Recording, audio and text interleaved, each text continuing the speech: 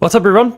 Paul here from the Hoops Crew, and bear with us. There's, of course, going to be some growing pains, but welcome to the very first entry of the self-proclaimed Paul James Show. It's a soapbox that Ben has given me here to talk about all things footy with you, the community, live each and every week. We're going to talk a little bit over the course of this show, the entire slate of the Hoops Crew content out pipeline for the year, which will include two of these, one on a Thursday night, most Thursday nights, I should say, and Sundays to wrap up the round that was.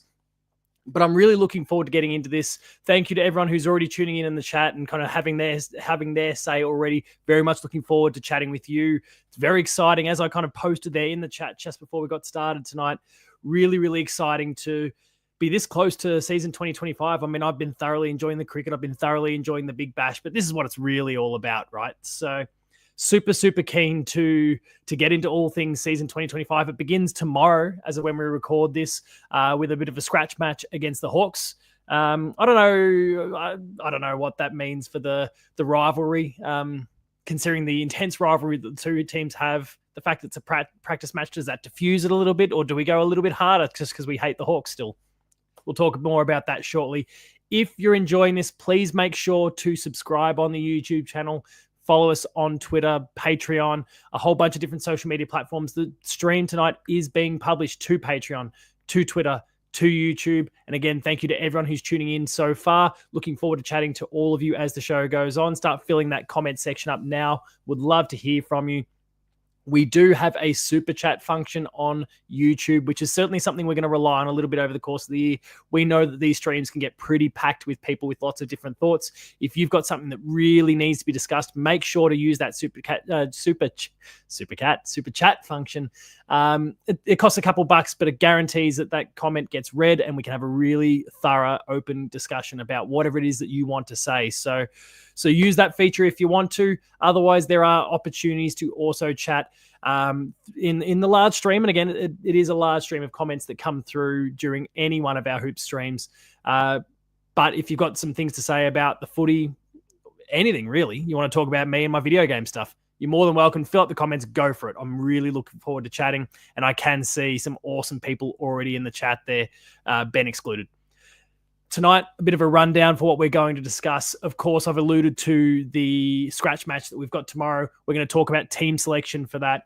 We're going to look a little bit deeper into that match and preview it a little bit. We're going to try and follow the structure that we will for normal round 1 through to 24, through to finals, through to grand final, because that's where the Cats are going this year. We're going to try and follow the structure. It's a little bit different in this initial period because we don't have matches on all the time. But we're going to try and stick to our structure anyway and make it work. We've got a player focus. We're going to hone in on, of course, the big recruit Bailey Smith tonight. And then a whole bunch of other footy stories as well. Looking forward to kind of going into all of those. Across Sunday nights, you can expect to get things like Nuff of the Week, full match reaction videos, similar to what I've been doing with breakout stuff over the course of 2024. Expect that again through the Paul James Show format. And then we'll wrap up with Q&A. And as I alluded to before, we're going to prioritize our super chats. We're going to prioritize our patrons. But if you've got thoughts, please make sure to share them. Thank you to everyone who's reaching out. Ben's putting the comments out there already. Hit that like button if you haven't already. Makes me feel extra special. Good, because the nerves are a little... I mean, I've done a bit of this already, but the nerves are here when it's all of a sudden a self-titled platform that we've got going on. But it's great. Thank you, Jackie, for your comments. Luke, go Cats. There's lots of people that are reaching out already. Thank you, all of you. Let's get started by talking about some team selection for tomorrow's game. And the details, fortunately, only came out a few hours ago. Ben and I have been chatting about this for a little while. We weren't sure whether we were going to get the details in time. The Cats did provide, and here's all you need to know. We've confirmed our squad for the match sim against the Hawks. Now, this is 4 30-minute quarters. I don't know whether that's it. I presume that's not going to be them going, about 30 when we include time on. I'd imagine this is just a rigid 30 minutes.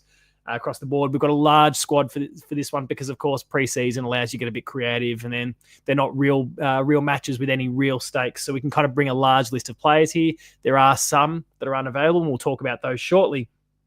But let's kind of get into it a little bit. The Cat squad includes the list of players that you can see on your screen right now. That is Tom Atkins, Jed Buse, Mark Blitzarves, Jack Bowes, Tanner Bruin, Jeremy Cameron, Jai Clark, Ted Closey, Brad Close, Patrick Dangerfield, Sam De Koning, Ollie Dempsey, Mitch Duncan, Mitchell Edwards, Zach Guthrie. I nearly called him Zachary because they put it there. Can we not do that, please, Cats media team?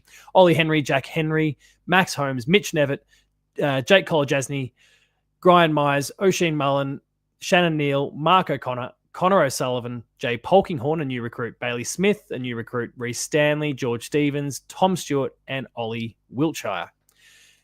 That's an awesome list of players who are going to get some great exposure. And as I'm already starting to see in the comments, there's a bit of a hype for Jay Polkinghorn. Of course, he was one of our first selections in the draft this year. Shows a lot of potential as this mid-sized, very capable marking forward.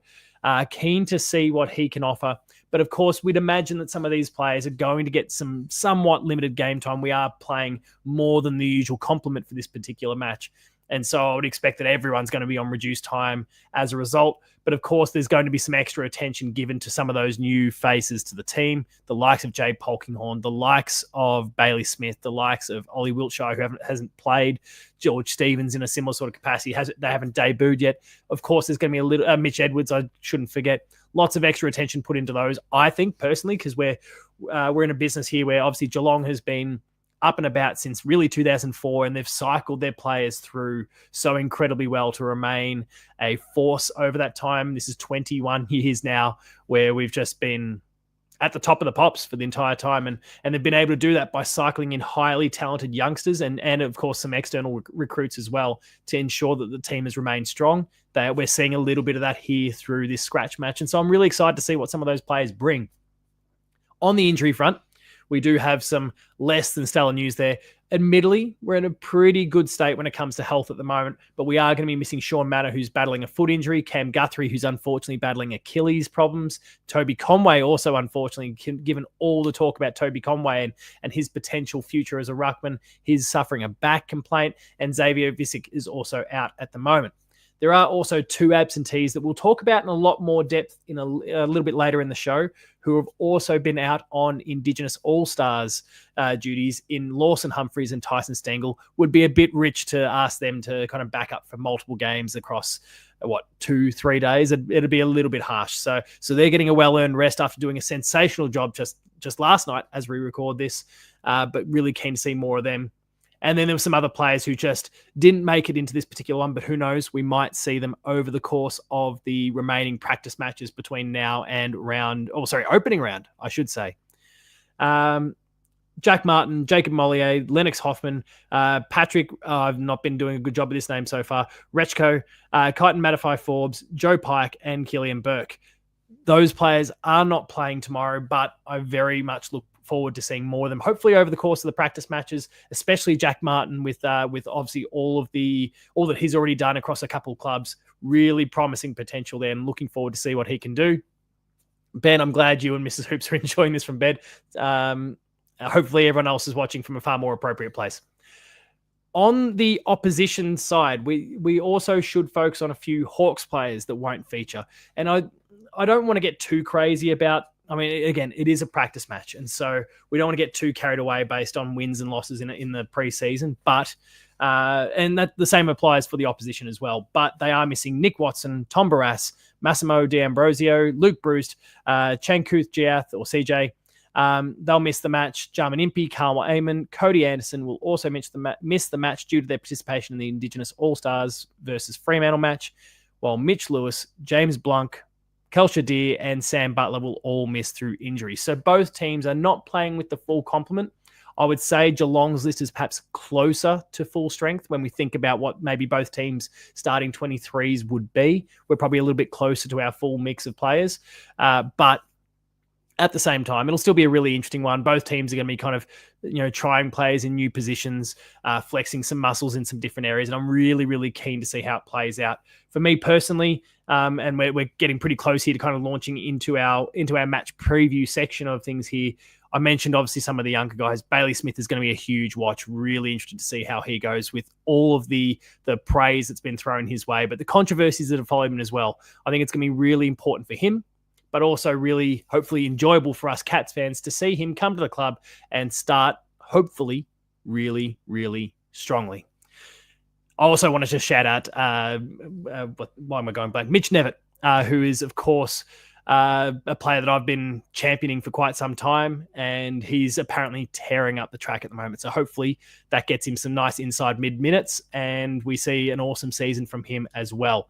Let's now, before we jump into the core of the show here, where we kind of match preview our game against the Hawks, let's take a word from our sponsor. The Hoops Crew Media Network is proudly sponsored by Cyril Cook Florist, established in Geelong since 1915. Visit their website at www.cyrilcookflorist.com.au. That's Cook with an E. Give them a call on 035 222 2244 or mention the Hoops Crew to get yourself 20% off your next in-store purchase when you visit them at Shop 12, 11 Leather Street in Breakwater. Thank you very much to Cyril Cook Florist as always, and make sure if you're making an online purchase to use the code GOCATS, all capitals, for a 20% discount on any purchases. It's not too late to pick up those flowers for Valentine's Day. Never a bad time, full stop. If you've got someone that you're schmoozing up to, if there's someone you love out there, throw some flowers their way and get that 20% discount. If anyone wants to send some my way, it's my birthday tomorrow. I'd love it. All right. Let's talk a little bit about our match preview now. So we're talking the Cats v the Hawks. It is a preseason game. It is not the real deal. It is not Easter Monday. So let's hope that the intensity is just at a sufficient level that we're happy, but no one gets injured. Let's talk about some of the details here. So tomorrow, February 17th, again, my birthday, shout out. GMHBA Stadium. Entry is free for all fans, with Gate 13 opening at 1:30 prior to the opening bounce at 2 o'clock. Of course, it's a tricky one. It's a work day for a lot of people. You may not be able to make it, but try and tune in a range of other ways as well. The game will be broadcast on KO. You'll be able to listen on K-Rock, of course, as well. And as I alluded to before, 30-minute quarters with the main break to occur after, of course, the second.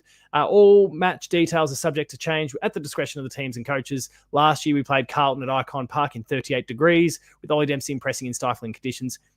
Don't forget, and I will, again, kind of summarize our whole 2025 content slate a little bit later on, but don't forget the post-game live returns tomorrow night as well. Ben will be hosting that. I might try and pop in for a little while, but I do have other things to attend to tomorrow. Make sure to tune in to Postgame Live from 8:30 tomorrow night, where Ben will break down everything that he takes away from the match simulation, but also there's an opportunity for you to jump into the call there and share some of your thoughts. I've just seen Lucas pop up in the comments, and of course, Lucas is always good to share some of his thoughts on any match. So I'm expecting to see Lucas and many others popping up there as well. So that's the top level details for the match. And I'm seeing Brendan getting there we go. So Brendan's excited as well. I assume Bianca and Declan might be there as well. Looking forward to seeing them pop up for post-game live as well. It's always awesome to get their thoughts as well. And anyone else who's tuning in tonight who hasn't joined us for post-game live before, please consider doing so. Please consider jumping into the call as well. The link will always be available in the comment section for you to check out so that you can have your say and I guess get to put your voice out there. We'd love to kind of, I guess, elevate more of the fans within the Geelong community. And I've got to pin this one. Post-game Bianca is one of our favorite things here at the Hoops Crew. Looking forward to Bianca sharing her thoughts. Let's talk about some recent form. Not that I think it's overly applicable when it comes to a preseason match like this, and especially when you factor in the various outs for a multitude of different reasons. Recent form, though, Geelong, we unfortunately finished our 2024 campaign in a preliminary final, a heartbreaking loss to the eventual premiers Brisbane, while the Hawks lost their semi-final to the Power. Very glad to see that, to be honest, as obviously a Geelong supporter, but it was a very good back half of the season for the Hawks, and there's obviously a lot of hype from their supporter base and even the external media a little bit as well. There's a lot of people that believe the Hawks can go a long, long way in season 2024. I'm not yet convinced. We'll wait and see in that regard, but 2025, after a strong 2024, there's no reason why they shouldn't. I just feel like they might have peaked in 2024. Their youth is potentially going to mean that they'll slide a little bit. They're going to have some of those ups and downs that is natural with any young developing team. And then they'll potentially look to escalate and climb back up the ladder from there. We'll see what that, I guess, how that eventuates over the course of the year. But I'm not totally sold on on the Hawks just yet. Spinks, yes, Mitch Nevitt is playing tomorrow. And we're all, I think, very, well, speaking for myself and I think many others, we're all very, very excited to see what Mitch can offer because he is apparently in white-hot form. Again, I don't think it's super relevant, but if you want to talk recent history as well, we belted the Hawks in the last time we played, and we got them in Easter Monday. We got them again later in the season at GMHBA to the tune of 51 points. I didn't really dial into this one too much at the time live. I was midway through a Bucks night that night, but was very thoroughly enjoying the goals piling on every time I checked my phone. It was good to see, and sucked into any Hawk supporters who might be watching. But let's try and do it all again for 2025, this preseason, Easter Monday, and I don't recall if we see him again, but hopefully we beat him then as well. Some key stats, and we alluded to some players who aren't going to be playing anyway, but one of the big players in the last match that we played against the Hawks was Sean Manor, who had 14 tackles, 20 disposals. It was a huge game from him, and it was one of those really big coming out moments for him. He'd had some opportunities early in the year and didn't quite grasp them, went back to the seconds, took on board the feedback, developed his craft, came back and absolutely blitzed it in the second half of the year. And I do feel like, and I guess we'll all have opportunities here at the Hoops Crew to talk about our starting 23s over the course of this year. We'll do that in the preseason, the lead up to season proper. But I feel like he's absolutely cemented his spot, barring any injuries, of course. For the Hawks, Mitch Lewis went down with an ACL in that game, and hence why he is not up and about for this preseason match just yet. I'm not sure if he's actually on track for round 1 or not at all, but that would be ultimately a fairly fast turnaround. I know he's had a whole preseason as well, but for an ACL, I'm wondering if maybe he's more like a round 8 to 10 sort of prospect for the Hawks, but we'll wait and see there. What's at stake? Well, nothing really. Bragging rights, some confidence going into season 2025. I think that's all important. The Hawks will claim that they've got the best young list in the game. The Cats won't want to lose to them at home, even though it's just a glorified training run. We don't like losing at GMHBA, and we don't plan on losing to them tomorrow. There's some game breakers. Ben's flagged a few, but I think there's some others that we really, I think, need to discuss when it comes to this particular match, especially because there's an opportunity to blood some youth. Massive credit to Ben, who's put together some notes for me. He's, of course, highlighted Max Holmes and Ollie Dempsey, two of our big breakouts, the Rising Star winner, and then someone who's, according to Danger, still going to win a Brownlow medal in the future. And I'm inclined to believe it. Max Holmes is climb his ascent in the last 12 to 18 months of football has been enormous, and I'm really, really keen to see how he continues to develop. And the comments did just kind of highlight a little bit. Mitch Edwards, for me, is, I think, a really important one to watch. A lot of the talk coming out of the Cats is that he's had a really, really impressive offseason. Now, of course, he is still very young. This is only going to be his second season of AFL football, and he hasn't yet debuted. So we don't want to get too carried away with our expectations. But this is a good opportunity for him to kind of get around the fire where the ball really does heat up and there's an actual opposition. No one's necessarily holding back to any significant degree. And for him to kind of, I guess, strut his stuff as a ruckman. Reece Stanley is right near the end of his career. Toby Conway, as the chat is kind of alluding to right now, is suffering from a back injury and he's out again. And that's obviously really unfortunate because there's so much promise that he shows. But Mitch Edwards is showing a lot of promise as well. And so I'm really hopeful that he has a big breakout game in this particular match. I'm also keen to see some natural development in a lot of our other younger players who are getting some games. I'm very interested to see how we play Sam De Koning, but I suspect we might kind of play funny buggers with him a little bit through the preseason. He might spend a bit of time in the ruck, a bit of time in defense, and we won't necessarily see exactly what the plan is for Sam De Koning over this preseason.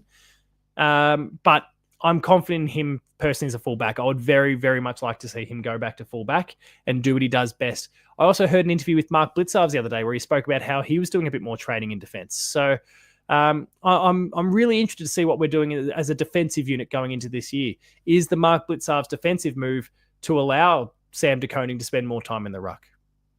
I don't know. It's a really interesting one there. I do want to see George Stevens. There was obviously a lot of talk about him being of a larger build when he first joined the Cats, but that he really kind of trimmed down and got himself into great shape over the course of his first preseason, let alone his season 2024 in the VFL. But he is at his core a big body. He's a contested beast. I'm really, really keen to see him strut his stuff. beyond that, I'm just double checking the list of players here who's been selected. Of course, we mentioned Jay Polkinghorne before. We mentioned Ollie Wiltshire before as some new faces. Bailey Smith as the big boom recruit, but we'll talk more about him shortly. It's going to be really impressive to see. What I will kind of lean into now a little bit is and we spoke about this is not the full complement of the team, and there's going to be some development still to come. I do want to talk a little bit about we're missing Tyson Stengel and we're missing Lawson Humphries today, and both had incredible performances in the Indigenous All-Stars game against Freo yesterday. For my mind, Lawson Humphries was one of the best players on the ground with 20 disposals, 14 at halftime, and I believe he kind of got a bit more bench time in the second half because all players are being rotated a bit. It's pre-season, as I said. Well, Tyson Stengel kicked one of those beautiful boundary line set shots that he does so well. He's absolutely taking the piss as a small forward.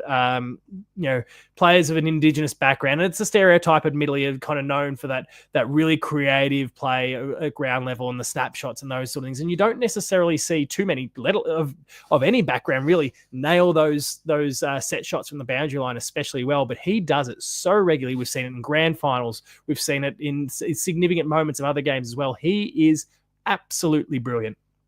And he delivered it again yesterday in the Indigenous All-Stars game. It was fantastic to see. He is such a talent. We are so blessed to have him on our team, considering all of the troubles that he went through over many years. It's great to see him up and about. From there, though, the keys to victory. Ben suggested that hatred will get us over the line. I don't know if that's going to play much of a part here. I think the depleted Hawks will... And I say, again, it's a preseason game and no one's going kind of hell for leather. But the depleted Hawks, I think, will mean that we've got a natural edge straight away. The fact that we're playing at home gives us a natural edge straight away. But everyone's they're flirting with what their real game is going to be. So I think there's a bit of the bounce of the ball and a bit of luck when it comes to this one. I think the Cats will get the job done. Absolutely. But I don't think there's any obvious deciding factors. I mean, Jeremy Cameron's a Jet and he could just do what Jeremy Cameron does and win the game off his own boot. But I really just want to see what our midfield looks like now that we've got Bailey Smith in there and Patrick Dangerfield in there, Max Holmes in there, Tanner Bruin in there. I'm really hopeful that Tanner Bruin has kind of continued to bulk up even further. He's looking really, really sharp. And I guess while we kind of hone in on a little bit here, and we'll talk a little bit about our away strip. I'll bring back my screen sharing from before to take a moment to talk about the new clash strip that we've got here, which I don't know. I'll admit I haven't seen many people kind of express thoughts one way or the other, and I don't know if that's necessarily a good thing or a bad thing. I'm not sure if I think that one of the worst things you could do in any form of entertainment or, I guess, artistic endeavor, and I will still say that a football jersey is still an artistic endeavor by someone, the designer who put it together. One of the worst things I think you can do is just not make an impact one way or the other. Be loved, be hated, but don't just sit in the middle. And personally, from my anecdotal thing, I just haven't seen too many people express thoughts on this. Personally, I think it looks pretty solid. It kind of retains the core of what the club is, and it works. Jackie's just popped in the comments saying she loves it. That's awesome to hear, because, like I said, I haven't seen too many people speaking about it just yet. But I'm looking forward to seeing it in action. I think it'll really pop. The heavy weighting of blue, I think, is really going to work for us. Of course, it's not going to be appropriate against some other teams, if we were playing a Carlton, for example. But when we're playing against the Poos and Wees of the Hawks, I'm all for it. I'm keen to see it, and I mentioned Tanner Bruin. He's looking sharp. He's looking sharp in this photo, but that's obviously promotional stuff. But his body looks in good shape, and I'd love to see him get more time on the ball over the course of this year.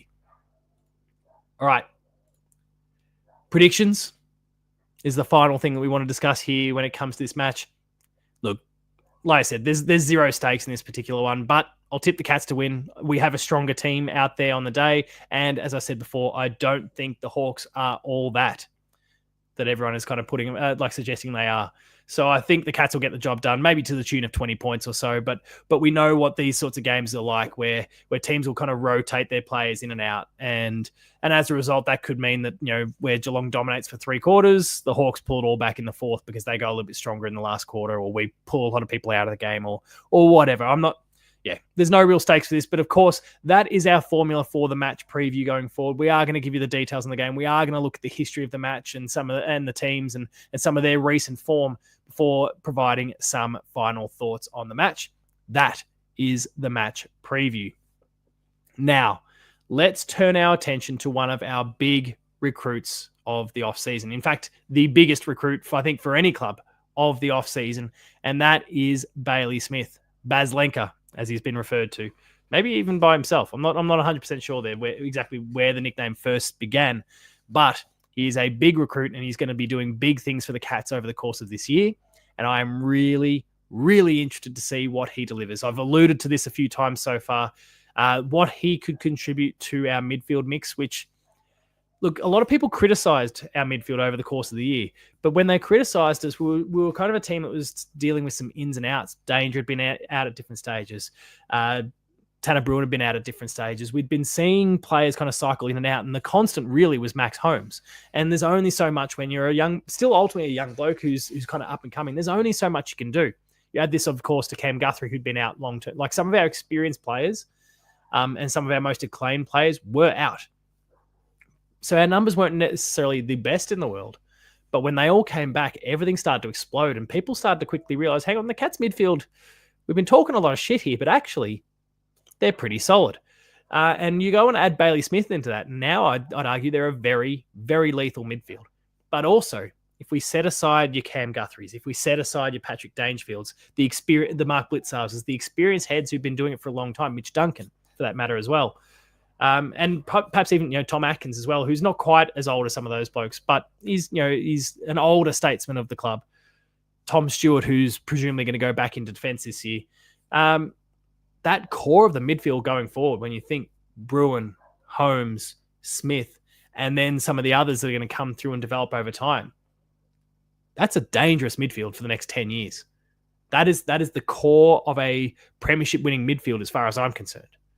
Now, what we do around that, and in terms of building out the midfield, and does Ollie Dempsey spend more time in the middle? Does Lawson Humphreys do some more time in the middle? Where does Jai Clark fit in? Like, there's a range of other players who are going to come through that space as well. I mentioned George Stevens before. How does he fit into the mix? There's going to be players that still need to come through and are going to, I think, really complement that as well. But the core three, that's sensational, and they've got so much game time ahead of them. I'm really excited for what they can bring. And I hope that we get some time seeing those three playing together throughout the course of this match, because that's a little sneak peek into not just 2025, but probably 2030 and beyond as well. And I'm so stoked for that, because I want to see this team, who, as I mentioned before, has been basically on top since 2004. We, of course, we've missed the finals twice since then. 3 times? Twice. 15, 2006. That's about it. That's incredible. Oh, sorry, in 2023, of course. So we've missed it. Yeah, we've missed it 3 times in 21 years and won 4 premierships in that time. We've not bottomed out. We've remained top 4. And I think that midfield mix there is the core of what we're going to see going forward. You then think about the other parts of the ground that we can kind of then focus on. We've got a strong up-and-coming young defence. We've got, Shannon Neal starting to, really kind of peak, and apparently he's had a fantastic off-season as well. He's really starting to peak and kind of, I guess, show what he's really capable of now that he's out of Tom Hawkins' shadow.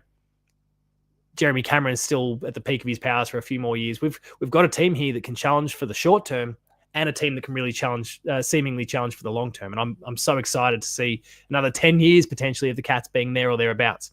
I'm sure opposition supporters hate that idea, because they are absolutely sick of us. But it's good to be a Cats supporter.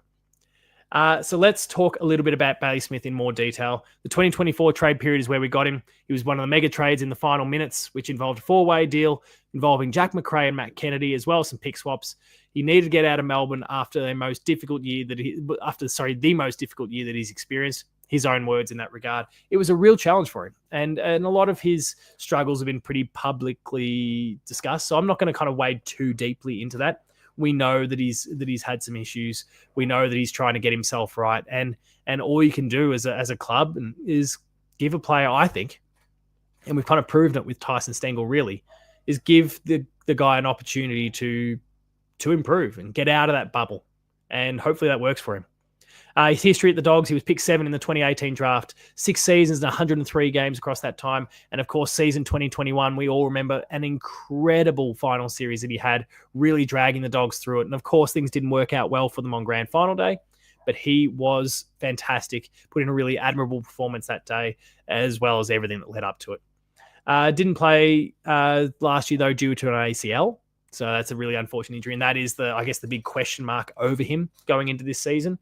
But I think it seems like he's recovered well. All reports are that he's recovered incredibly well. He could have potentially even played in the later stages of last year, but opted not to.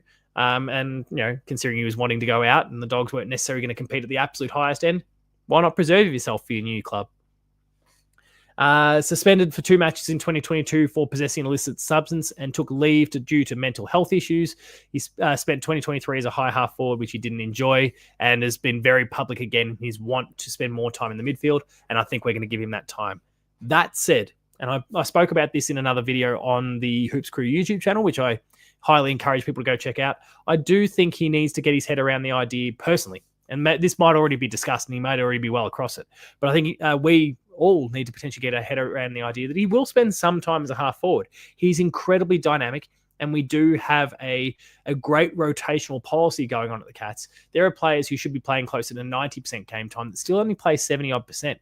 And the way we can kind of massage this, keeping players like him on the field, is to give him a bit of time in the forward line or get him running off half back and those sorts of things, whilst you get the other players through that are really kind of, face to the fire for 10 minutes while he can recover a little bit to go again. I love the idea of him going forward from time to time and kicking a goal or two and then going back to the midfield and doing what he does best there. So I'm keen to see how that works out as well. He's 20. There's some other, stats here that maybe don't matter too much, but Ben has given me the details anyway.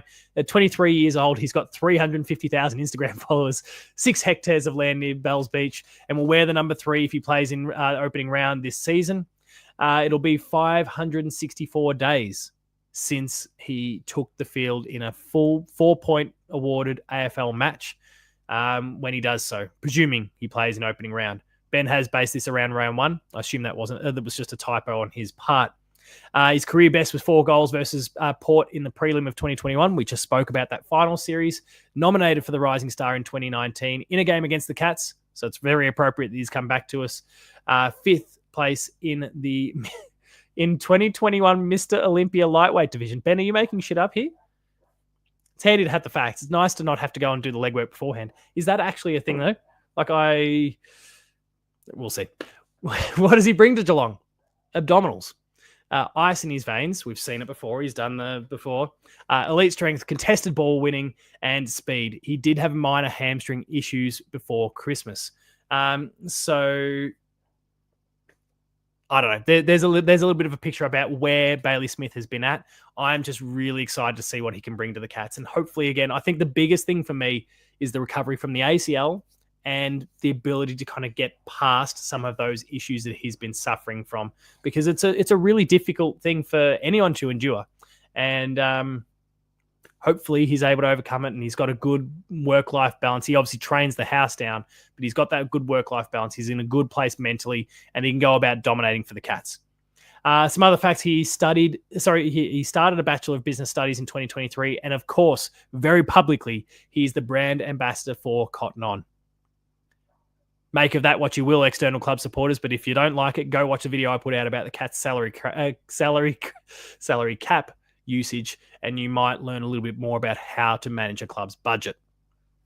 All right, moving on to some other footballing stories now that aren't necessarily Cats related, but I'm going to do everything I can to turn them into some Cat stories. The mental health round, there's been a bit of movement for that over many years, and I think some really public tragedies like Danny Frawley's, for example, put these sorts of things on the radar a while ago. But with the really sad passing of Troy Selwood in particular, I think it's really put this subject on the agenda once again. I think that the Troy Selwood one has really driven a lot of the conversation around this. And look, there's been some, and a lot. I think there's been a lot of social media baiting, I think, going on, just trying to get people to kind of share their thoughts. But from what I've seen, it's been an overwhelming sentiment from footy fans and the public, just more broadly, that of course they should have a men's mental health round or just a mental health round full stop. There are so many people struggling today. And I think about my own circumstances. And I'm not in any sort of really horrible, dire position, but I feel the stresses every day of financials and those sorts of things, and families and, you know, and work, and trying to get the balance right, trying to build a platform with the Hoops crew. I do all this video game stuff. That's just me. And I've got a lot of different things that I'm trying to spin. Everyone else has got their own baggage as well. Everyone is dealing with something. Maybe it's big, maybe it's small. Maybe it nags at them every day. Maybe it's only specific periods in their life. And I just don't see why we can't have a round of football, given the many other things that we celebrate within the game and the rounds that we do have. And then I'm not trying to dismiss those. They are all very important.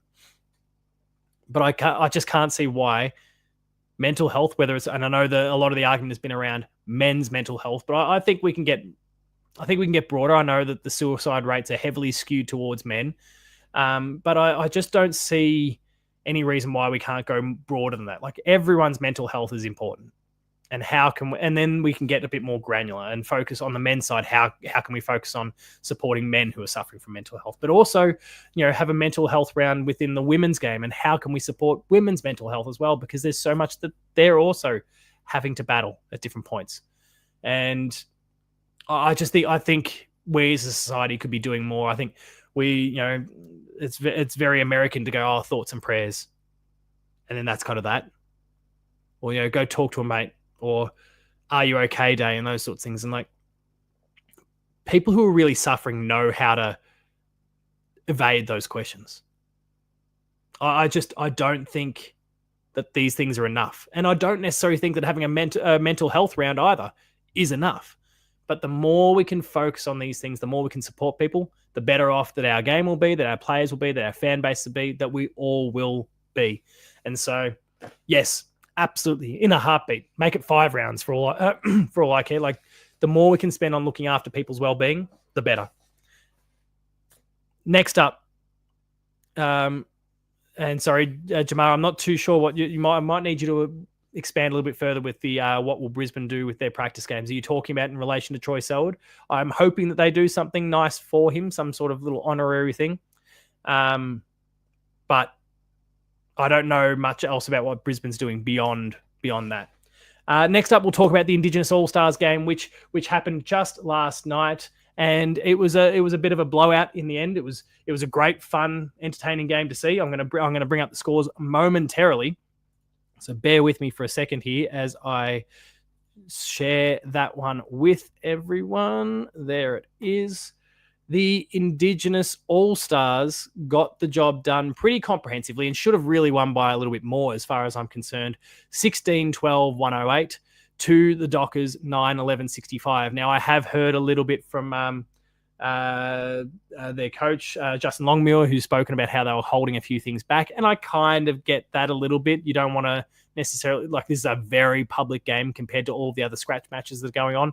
You probably want to keep a few strings that are in your bow hidden, but it was a pretty comprehensive win from the Indigenous All-Stars team, and Freo, I thought, looked a little bit lacking in a few areas. Of course, they were missing some of their own players to the Indigenous team themselves, but they didn't look great as far as I was concerned. So let's talk about some of those stats a little bit, and let's hone in specifically on the Indigenous players. We don't really care about what Freo is doing. So let's bring up the Indigenous All-Stars, because we really want to focus on 2 players in particular. One being the legend. We love him here, Lawson Humphreys, who, as I mentioned before, got 20 disposals, had 14 at halftime, intercepted on several occasions, looked awesome. And I was stoked to see it. Brendan has just mentioned in the comments here that Jordan Clark didn't look like he was holding anything back. He was pissed. Jordan Clark never looks happy on the football field. I think he's maybe feeling a little bit bad that he chose to leave Geelong. Because he went to a mediocre team who hasn't done much and isn't doing a hell of a lot at the moment anyway. He's improved significantly, but he's been an angry little boy for Freo in the time that he's been there, got himself in trouble on a few occasions and, fired up a little bit last night. And he probably needed to keep himself in check a little bit. It's a preseason game. Don't go pinging a hamstring. Another player that we'll obviously talk about, and I alluded to him before, Tyson Stengel, who had the 16 disposals. Pretty good numbers, again, playing as a small forward. Kicked the one goal. I mentioned it from the boundary before. Absolutely shelled it. It looked incredible. It's that boundary line shot that he does so well. And it was just so good to see both of these boys up and about playing some really good football in a dynamic that they're not used to. Because one of the really interesting things, I guess, for me going into this match is that when you look at a standard AFL team, whether it's Geelong, Fremantle, whoever, you've got a whole you've got a plethora of different players, and within that you've got some Indigenous players, and it's so often spoken about. And I've mentioned it before, the kind of unique ways that they play the game, and the spark and the creativity and that ball sense. There's some other sort of they've got an extra sense for the ball, and it's so cool. It's so good to watch. But when you have a team full of players with that little bit of an extra edge and that little bit of an extra sense, I was wondering whether everyone would get a little bit too. Everyone get each other's space, and everyone be trying to take the limelight, and everyone wanted to be the one that shined. Everyone wouldn't put their skills on the pedestal. But it was really interesting. Like they played so cohesively. It was amazing. It was fantastic to see. And it was also fantastic to see Jai Simpkin had lost his grandfather, I believe it was, in the off season. He kicked a goal at one point and it was really nice to see the love that kind of poured out of him and the emotion as it washed over him. And it's not a real game for 4 points, but these are real moments, and it was fantastic to see. And Jackie's just referred to it in the comments as well.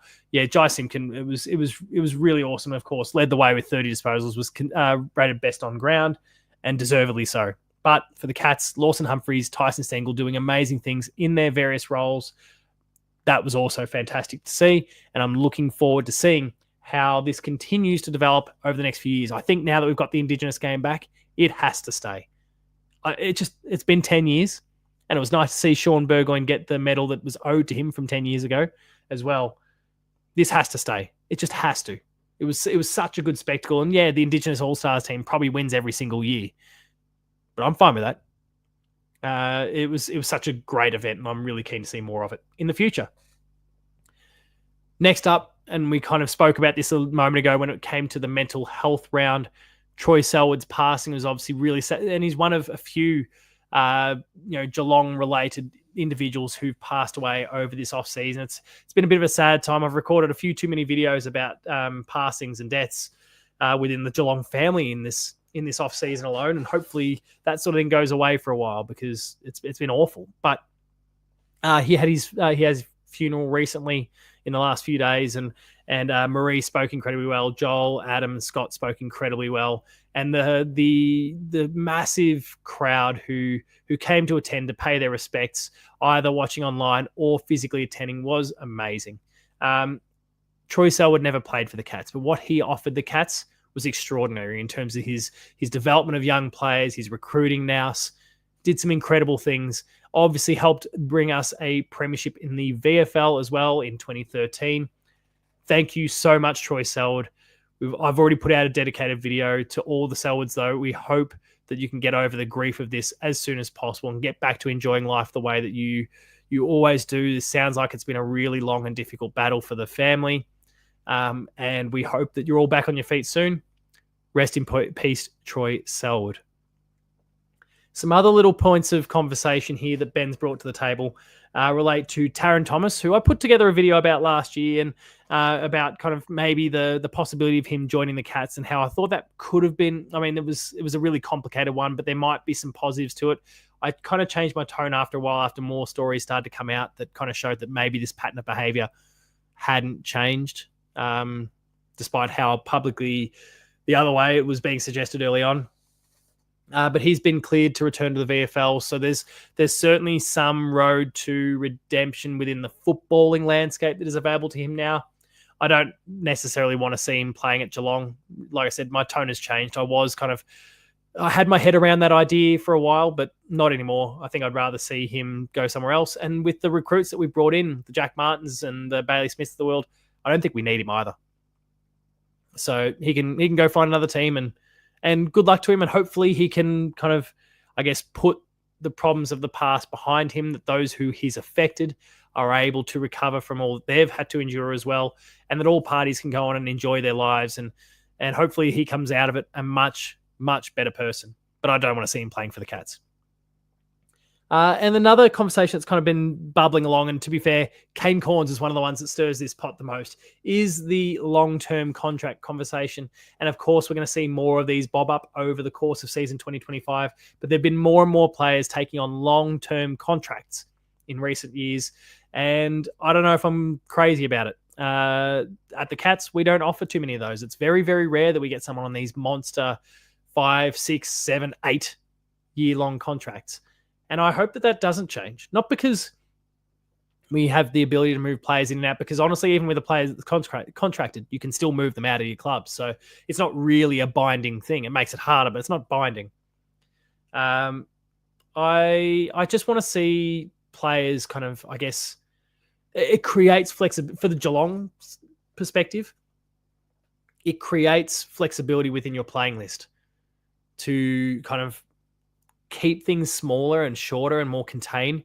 Gives you opportunities to... Brendan, I'm going to pin this one. I have to pin this one. Brendan's already offering Lawson Humphries 10 years, and I can see the merit in it, but we're not doing it. We're going to show restraint. At best, 5 years for Lawson Humphries, and he can go about earning another 5 afterwards. I know we're probably a little bit scared that he might go do a Tim Kelly and leave. He won't do that. He loves us too much. But I'm not crazy about these big, long contracts. It makes it very, very hard for... And Jackie said the same thing about Lawson. It makes it very, very hard for clubs to be able to work their list, for clubs to be able to bring in external recruits, because you're paying so much to a bunch of players that are borderline immovable. So I don't like that in terms of a list management process. And some clubs have been doing it because they've been desperate to hold on to their talent. And I do kind of get where they're coming from. But we as a Geelong Football Club don't need to do that, because we have been a destination club for a very long time. We've been a very successful club for a very long time. And so I'm in no hurry for us to kind of change our policies or get too crazy to bring someone in. If there's someone out there that wants to join a Cats and they'll only do it for a 6, 7, 8 year long contract, go somewhere else. What's Bailey Smith's contract? How long was it? I hope I'm not putting my foot in my mouth here, but we'll see how all that plays out anyway. So that was the final big talking point for the show tonight. And so, as I mentioned early on, this is an opportunity for a bit of Q&A. If you've got the ability to do so, please throw in a super chat. That'll pin you, and it'll guarantee your comment is read. But I can see some other comments coming in through the chat right now, and I would love to get to chat to all of you. This is not the post-game live format. This is not the opportunity for you to kind of pop in and talk in the same capacity. I'm headphones off, and I'm not hearing what you've got to say right now. Looking forward to maybe poking my nose in tomorrow night and having a bit of a chat through the post-game live format, though. But if you've got your comments, your questions, your thoughts about football, about anything else, the federal election. Federal election. I don't really want to talk politics too much, but just throw whatever you've got at me, and I'll happily talk for as long as you like. So please let me know in the comments. But I do see Brendan mentioning here that he thinks that I'll get rid of my little name tag here so that we can kind of get our comments popping up over the top of that. He mentions that Reece Stanley was the last signing for 10 years. Surely we didn't. Surely not. We didn't. No way. Jackie, it helps when we recruit 30-year-olds. That is very true. You're not signing those players up for long-term contracts. You're bringing them in and you're instantly capping them at probably 2-year, maybe 3-year long contracts. But I think it's a policy that works in terms of trying to keep the length of your contracts down. But I just don't think it's good for even, like, if we got I don't know, a Nick Dacos style talent that we brought in ourselves, not even externally recruited, that we brought in ourselves, I don't think the Geelong Football Club would offer them, and I don't want them to either. I don't think they would offer them those really hefty long contracts. I just don't think that's in the greater benefit of the club, especially if you are trying to remain relevant and competitive all the time. AFL 25. So we're starting to talk video games already. I don't know. I haven't had a chat to Ross, Ross Simmons. He's the head of Big Ant, who developed AFL 23, and Ben and I went to the launch event for that, and everything seemed really rosy at the time. And Ross was talking about it, like, I did my media due diligence, my games media due diligence, and asked him, like, is there a plan here for annualized stuff? And he kind of indicated in that conversation that the AFL was kind of keen on the idea, but then AFL 23 kind of bombed. So I'm unsure. I feel like if it was coming, we would have heard about it by now. But I also remember that AFL 23 was very, very late in the season 2023 season where it came out. So it's possible that it's in development on track for later in the year. I might reach out to Ross at some point, see what he's thinking. And if I'm able to provide an update, if I'm not NDA'd or embargoed into oblivion on it, I'll bring an answer to the table. But stay tuned for that one. Don't know much more at the moment. But, of course, I should always recommend people keep their eye out for Footy Bash. You can only play it on PC, but it's also a pretty simplistic game for the most part visually. So it'll work on most PCs, probably most brick PCs or laptops. You should get it up and running. Footy Bash is still the big AFL indie game that I am keen to see more of. I'm keen to talk more about on the platform as well. So I will get in touch with the team over the course of this year, see what's possible. I know they were eyeing off launch events. They've been talking to me about different ways they can have launch events and how they can get myself, Ben, the chaps, and a range of other creators from a whole bunch representing other clubs all together for one big celebratory event to kind of make a big deal about the release. But that is still in the pipeline, I guess.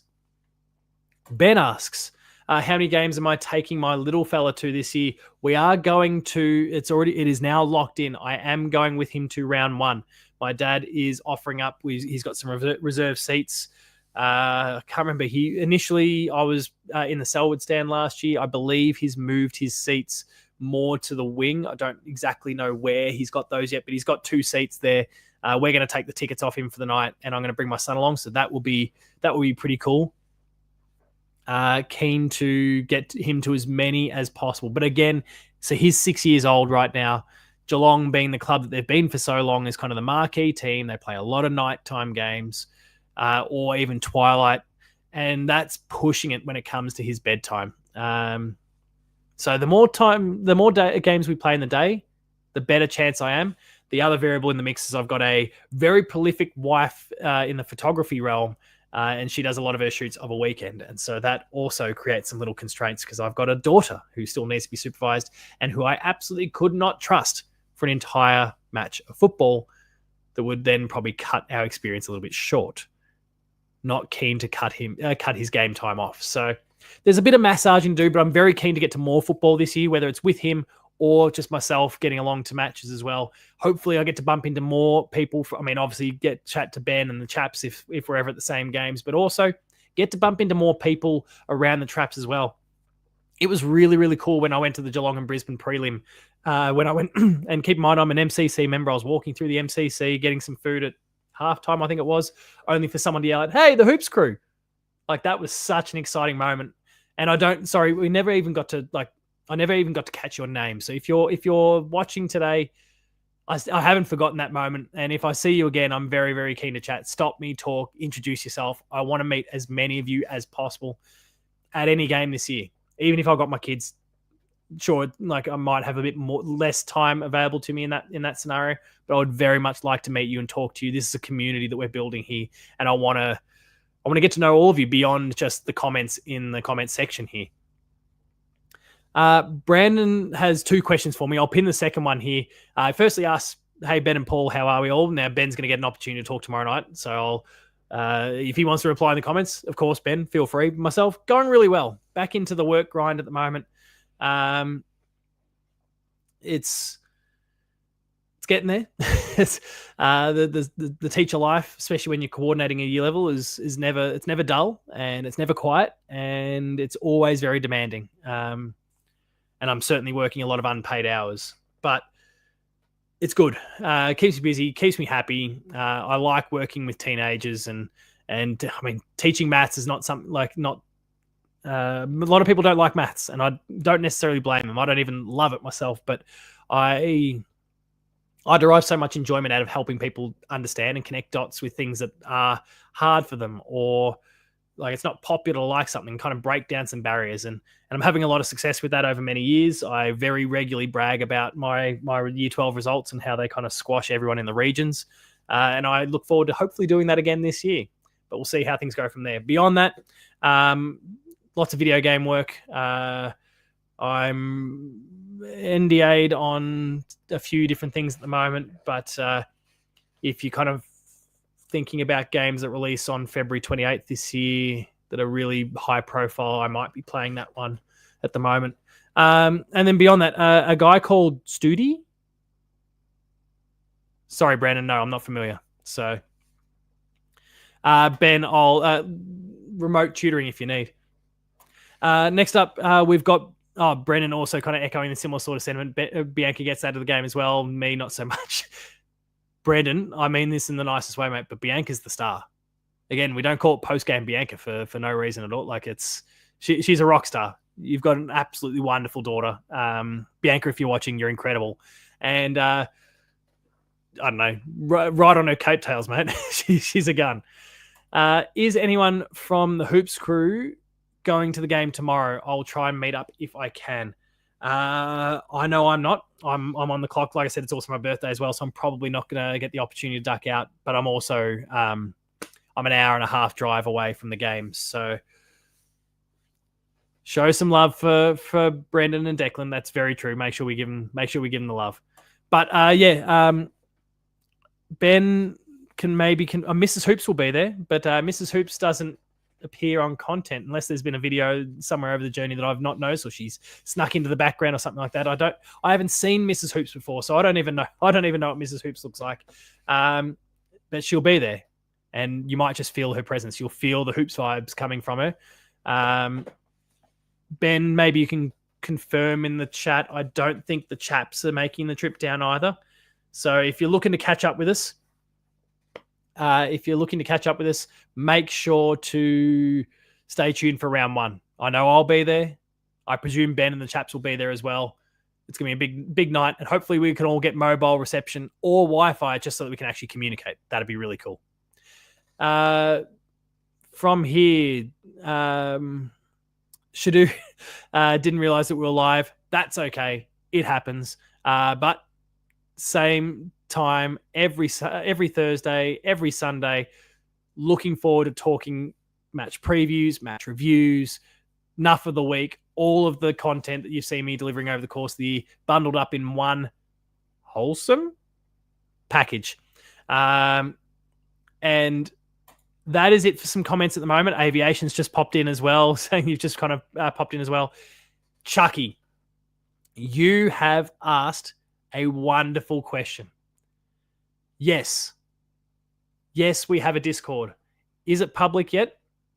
I don't think so. Ben, confirm in the comments whether you want to make it public. And if you want, feel free to drop a link in there right now. We've created a Discord at the moment that myself, Ben, the chaps are a part of. And I think we're just ironing a few kinks out before we really open it up to everyone. But that we might already be at that point. So Ben, just confirm in the comments for me if we are going to go with the Discord right now. And if that's the case, drop the shareable link and people can start piling in there. For anyone who's unfamiliar with Discord, and I'd imagine there are a few within that space because Discord is, at its core, it's a very video game-based platform in the first place. That's really where it began. But think about it as being like old forums, message boards, those sorts of things. Kind of what Big Footy does, but it's one that we can build for our community. It's an app. It's on your phone. It's on your computer. It works pretty much everywhere. segmented things off into different conversations and the like. And it's very, very easy to work with. You can get live streams going from there. You can get calls going from there. There's a whole bunch of really handy perks with the platform, and it's super easy to moderate and keep on top of. So there we go. Ben has just dropped the Discord link in there right now. If you follow that link, you'll have the opportunity to join the Discord. I might even just open Discord on my computer, right? And in fact, there we go. I've just seen Shadoo's just joined. So there's our first community member joining the Discord at the moment. Chucky's just piled in as well. Looking forward to talking more about it at the moment. And I might try and share my screen and just kind of give people a little bit of a peek into what it looks like. Because right now, it's all pretty bare bones. But Ben, I presume I'm not upsetting you by presenting it on the big screen here. Share screen, window, general, the Hoops crew. Got a range of other Discords that I'm a part of here, but this is a bit of a look at the Discord. Now, obviously, right now, oh, look at that. We've got 5 people that have already piled in. Shadoo, Chucky, Dave G, Protocol, Sneaky Fox, Jingju Sews. Like, people are piling in at the moment. It's awesome to see. Basically, the way it works, you got some welcome information that whenever you join, that'll get pinned there for you and some announcements. As you can see, it's very bare bones right now, but now that we've got the community piling in, we're definitely going to start adding to this a little bit more. We've got some text channels there, which obviously at the moment we've just kind of joined, and that's about it. There'll be different opportunities for different events, ideas, and feedback. We're going to look to solicit your ideas. I think we can have lots of different. So there's lots of different ways that the text channels can be broken up into different segments that allow us to kind of focus conversation on certain topics. If you want to talk about the AFLW, there can be a section dedicated to that. If you want to talk about the men's game, there can be a section dedicated to that. If you want to talk about injuries, we could probably create a section for that. We want to there's so many different ways you can narrow the conversation down so that it doesn't become this big cluttered mess. That's one of the great things about Discord. And I'd love to see people popping in ideas and feedback. If there's certain text channels, certain areas that you would like us to make available to you, we definitely want to do that. So go check that one out. Ben's also just highlighted there. Consider checking out the Patreon as well for a 7-day trial. Stealing the Thunder. I'll talk more about that a little bit later. But I can, already see some people jumping in. It's fantastic to see the Discord link. I'll pin that again. Please consider joining the Discord. There's going to be lots of awesome opportunities to chat with the community. We look forward to doing it. I love the idea of having, this sort of forum to be able to chat, comment sections in YouTube, and of course, when we have post-game live. But this is another step altogether where we can have that kind of ongoing, rolling conversation. Someone go and put something into ideas and feedback just to get the ball rolling. That'd be awesome to see. Just give us thought, anything. Tell us what the first thing that pops to your mind. Tell us what you want. I want to see something pop up there. First comment from anyone can be someone who's not actually part of the Hoops crew and a community member. I'm all for it. What else have we got here in the comments? Tickets at the Gabba were $80 each, and they removed the family discount. Sad times for the preseason game. Oh! People are commenting. Oh, I can see it. We got comment. Who's going to be first? Who's going to be the first community member to come? Oh, more people joining as well. Server roles for favorite player. These are all things we could definitely look at. And server roles will definitely be a thing. I think one of the great things about Discord is you can kind of promote like moderation, like community members as moderators. That's certainly something we'll look into as well. And we can kind of, I guess, create that separation from us plebs who are on the Hoops Crew side to you incredible people in the community. Every now and then, you got people that don't behave in necessarily the most appropriate ways on these different platforms, and we can have moderators there to resolve that as well. So looking forward to, I think, looking to the community to like local geographic rooms once we get a bit bigger. Absolutely, there's lots of good opportunities there too. And I think I saw a sticker pop in. Looking forward to implementing some of these ideas that people have got. Please fill it out because I think all that stuff is really, really interesting to see. There'll be ideas that we haven't thought of. Certainly for me, I think about things more narrow in my video game lens and how I've used it for years. And you can see down the side the many Discord channels that I'm a part of. But beyond that, there's so much more that we can do that is more Hoops Crew specific. And so looking forward to kind of getting your thoughts there. We're talking about opening round with those prices. $80 for opening round. That is gouging. Live streams on Discord, that could be an option as well. I don't know how well StreamYard, which is our streaming platform, because it does such a good job of pushing things out to YouTube and Twitter and Facebook and all those sort of things.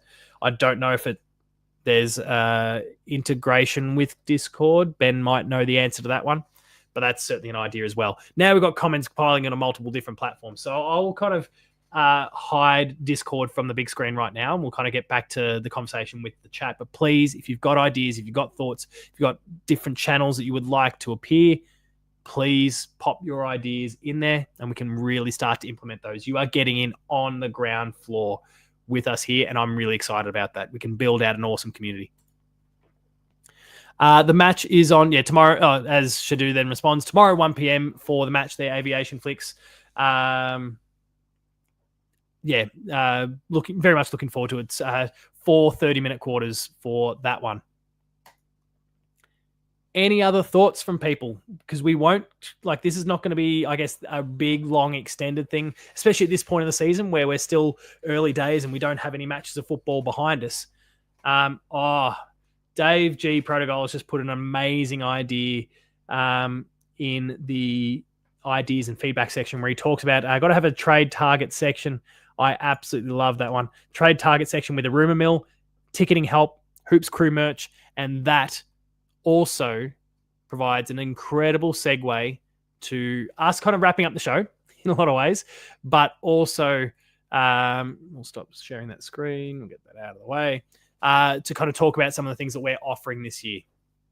We have a huge slate of content this year and a whole bunch of different ways that you can interact with us. We've just spoken at great length about the Discord, and please keep joining. I'll repin Ben's link just so that we've got that there handy, and I'm sure we'll start publishing that in many different places as possible. We want to hear your thoughts in an ongoing basis. But in terms of the content slate, let's talk a little bit about what you've got in store over the course of this year. Mondays, 8:30 p.m. Ben's, I guess that's this coming Monday, of course, because we've got a match tomorrow. Ben is back live in the studio with the first edition of Post Game Live for 2025, following the Cats versus the Hawks match sim. Make sure you jump in. That is your opportunity. That's at the moment is kind of the one opportunity to get your face on camera, get your voice on the microphone, and talk a lot about what you think of that match and the broader Geelong season to come. And very, very excited to hear your thoughts in that regard. Tuesdays, the Cats recap the match sim and preview the community series game against Essendon, which is on Tuesday, the 25th of February. Wednesdays, and this is one of my favorite things that we do, because we spend, and I say we, I'm really thinking about myself and Ben, and in particular, we spend so much time focusing on the top level, the 23 that we see representing at the highest level. But there is an underbelly of young players that are coming through doing some extraordinary things, and that's where Jake from the Chaps does an extraordinary job. The Twos is on Wednesdays at 8:30 p.m, where he will analyse the next crop of young cats coming through the VFL and VFLW systems. We have got future rock stars playing at those levels right now, and you want to be there to listen to what Jake has to say about all of it. I've learned so much from some of his conversations in written form and in video form, all about what the young guys and girls are doing. And I'm really, really excited to see what he uncovers over the course of this year. We can, of course, have lots of robust conversations about players who are not being selected at the top level. I'm sure everyone will want to talk about Mitch Hardy again. Lots of players in that sort of mold to discuss over the course of the year. And he's an expert. He knows it better than any of us. So go check out the Twos on Wednesdays. Finally, Thursday this week, you've got another episode of the Paul James Show. I'm going to pick through the Geelong and Hawthorn match, as well as talk about the upcoming game against the Bombers, the community series game against the Bombers as well. Beyond that, over the course of the year, you can expect all of the breakout videos when there's... guys, he just wasn't good enough. No other team picked him up. There's reason for that. Um, thank you, Brendan. So beyond that, yeah, I mean, everyone's known for quite some time. If there's news that breaks, I'm going to comment on it fairly quickly. And so expect lots of videos to pop up from time to time that will be dedicated to specific news of the day topics. If there's a trade target that appears, if there's a controversial suspension, something relating to the Cats that needs discussing, we'll dive into it. And those will be breakout videos that could pop up at any time. Stay tuned to the YouTube channel. Release the Hardy cut. Hashtag I believe in Mitch Hardy. Someone's got to. Because the Cats don't, and no one else does either, apparently. At working at an AFL level. Sorry, Mitch. I'm being an arsehole. Those breakout videos will be there. Stay tuned. Check them out. We'd love to hear your thoughts on what's working and what's not working about those. We've obviously mentioned the broader content slate. Hopefully there'll be some sporadic opportunities for some behind the play that will pop up over the course of the year as well. There'll be lots of other videos that will get out there too. I'm really excited for this year. Enough of the Week will break out. My match reactions will break out as well, because I don't want to have to sit and wait. As much as I love doing this show, and it's thank you to everyone who's piled in. It's been a really successful first night of the Paul James show, and I'm looking forward to doing more. I don't want to have to sit and wait for this show to be able to kind of vent my spleen about what I've seen and to pick through the numbers and get into the stats of the game. Some of those things that I do take way longer than the time I could probably allocate to those in this show. So I'm still going to do those match reviews, those reaction videos. I want to hear your thoughts. I want to dive deep into this stuff. We want to deliver so much for you this year. And I guess that then segues into the different platforms and ways that you can connect with us. There is, of course, this YouTube channel. Please, if you haven't already, subscribe to the channel, like the videos. It all helps the algorithm and helps grow our platform even further. But if you really want to connect on a deeper level with us, there are things like Discord, but specifically there is the Patreon. Patreon is a huge deal for us. We've got some really ambitious goals for what we want to do with the platform this year. But right now we are already offering extended content, early access content, and content that is exclusive to the YouTube channel. Myself, I'll put up the scratching post and those kind of very casual videos that I prepare while I've got my phone mounted in my car driving, talking about whatever's on my mind in football.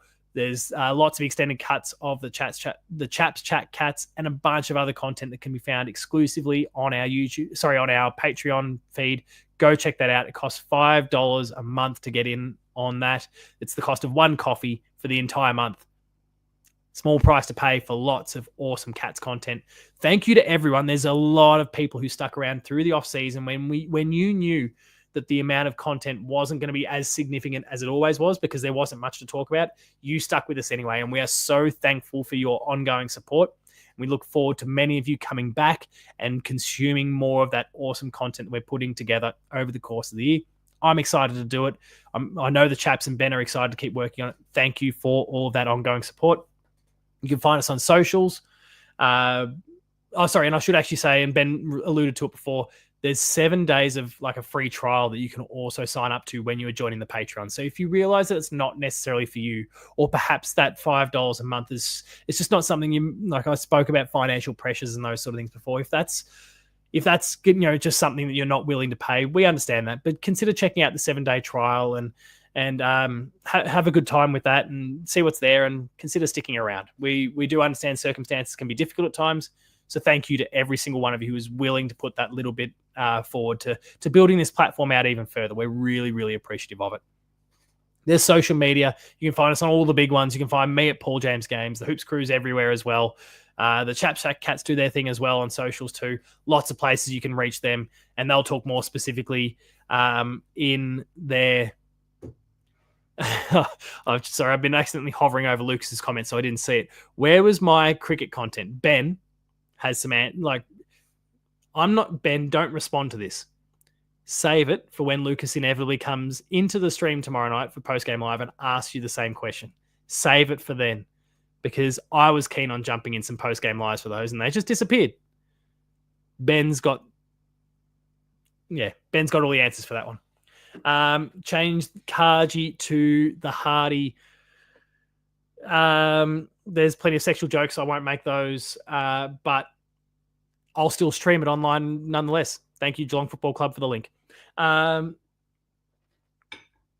Thank you, everyone, who's tuned in tonight for the first entry of the Paul James Show. I'm going to start to wrap things up now. Thank you to everyone who's tuned in. Oh, can you post something in the Discord with all those shows and lives? Yet so old people like me can remember. Not a problem at all. We'll make sure that, especially I think once we really get it up and running, we'll make sure that we've got a nice pipeline of communication there as well. There were channels within the Discord, if I double check it now, for announcements and events and those sort of things. And I think there's lots of other channels that we can create that's got like a schedule, for example, with relevant links to tune in, where we can kind of pin those there and they're really easy for people to access. So there's lots of people with ideas and lots of ways we can communicate that to people. I can also see in the comment, Ben, I hope you've got this one available. I can quickly try and bring it up myself if you're not there. We've just had a question about the Patreon and the link for it. I'm going to try and get it really, really quickly, but it's not so easy when I'm midway through a stream. The Patreon. Come on. Copy the link. There we go. Hopefully it's popping up now. Patreon.com/thehoopscrew. Hopefully that works for you. But yeah, as I said, please consider $5 a month. That gets you in and lots of early, exclusive, and extended content for you to check out. I'm going to stop rambling. I keep getting distracted by the comments. Dave asked a really great one, though. Last question from either moment, because it's the first time I think I've seen you pop up tonight, and I want to make sure I respect that. Hi, guys. Do you know which quarters and times the seniors will get a run? I believe we're just rotating everyone through because it's only 4 quarters. I believe everyone's kind of rotating through all the different quarters. I don't know if it's not like some of that older model where we had like 6 quarters and then it was kind of the first 3 might have been the seniors and the second 3 might have been, the remaining 3 might have been the kind of seconds more, I believe. It's just all in across the 4 quarters. All right. That is where we're going to wrap things up. Thank you, everyone, for tuning into the Paul James Show, episode 1. I will see you again on Thursday to recap the Hawthorn game and to preview the Essendon one. Very much looking forward to doing so again. I will join you every Thursday and Sunday, with only few exceptions when it clashes with some of my working commitments and those sort of things. And we will look to shuffle those dates around so you don't miss the content that you want. Thank you to everyone for tuning in tonight. Thank you to everyone in the comments. All in like Flynn Kroger. Thanks, Ben. All right. Thanks a lot, everyone. Remain Geelong strong. And I'll see you later. Oh, geez, it's good to say that again. We'll see you later.